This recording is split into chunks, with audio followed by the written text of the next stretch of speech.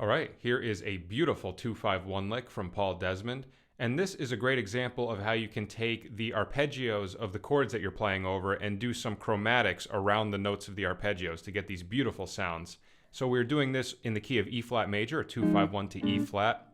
And we start with a little anticipation on beat 3 going into the F minor 7 chord. So we start with our pointer finger on B, we slide up a fret to C, and then we pick E flat, and then we go back down to C. So I would say right there he's already thinking about the F minor 7 chord, and right there we see chromaticism because we start on B and we go up a half step. So that C note is the 5, right? And then he does the flatted 7th and the 5 again. And he's going to keep this motif going down a few more parts of the F minor 7 arpeggio. So right there we just did a half step below the 5th, then the flatted 7th and the 5th. Now he's going to keep that same idea going down. So now we take the flatted 3rd, which is A flat, and we do a half step below. I'm trying to think of the fingering. I think I just hammer on. So pointer finger on G, hammer on my middle to A flat, and then pointer on C, middle back to A flat. So right there, we did a chromatic a half step below the flatted 3rd. In this case, it's not really chromatic because it's just the natural 9, which is already part of the scale. That will happen sometimes, but it still keeps that motif going. All right, and here's our last one. We're going to do it with the root of the F minor 7 chord. So now we have a half step below the root. So middle finger on E, hammer on to F with your ring finger, then middle finger back to A flat, ring on F. So right there we have the chromatic below the root, and then flatted 3rd, root again. So, all right, without the chromatics, that would just sound like this. Right, so that's a great example. Like I said, you can just take something like that if you're already familiar with this arpeggio for F minor 7. See if you could take some of those notes and just go a half step down, back up, and just see what you can come up with.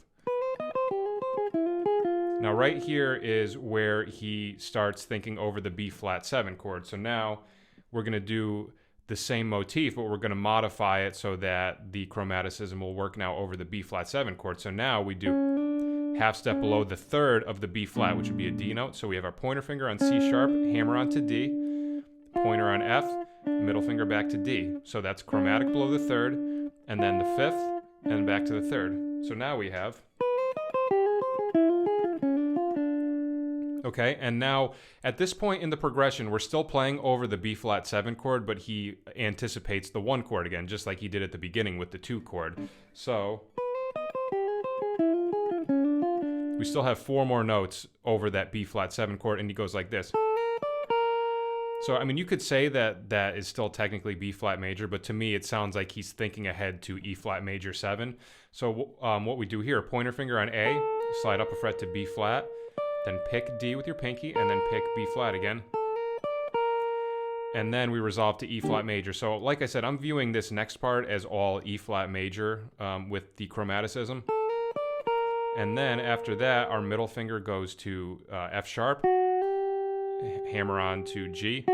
So that's chromatic below the 3rd of the E flat. Then pointer finger on B flat, back to G. So, and then it ends like this. Chromatic below the root, so we have D, hammer on to E flat, ring finger goes to G on the 2nd string, which is our 3rd, middle finger goes back to E flat, and then pointer finger ends on C. So we actually end on the 6th of the E flat chord. So that would, without the chromatics, that would be... So the entire line without chromaticism would be this.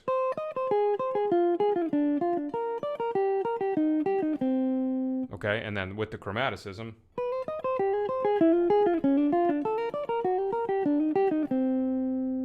okay, so a lot of really great stuff going on there. And like I said, this is a great way that you can take some arpeggios that you're already familiar with and comfortable kind of maneuvering around and see if you can just throw in a chromatic note, either go down a half step, up a half step, just experiment with some different directions and see what you like the sound of. So let me do it one more time.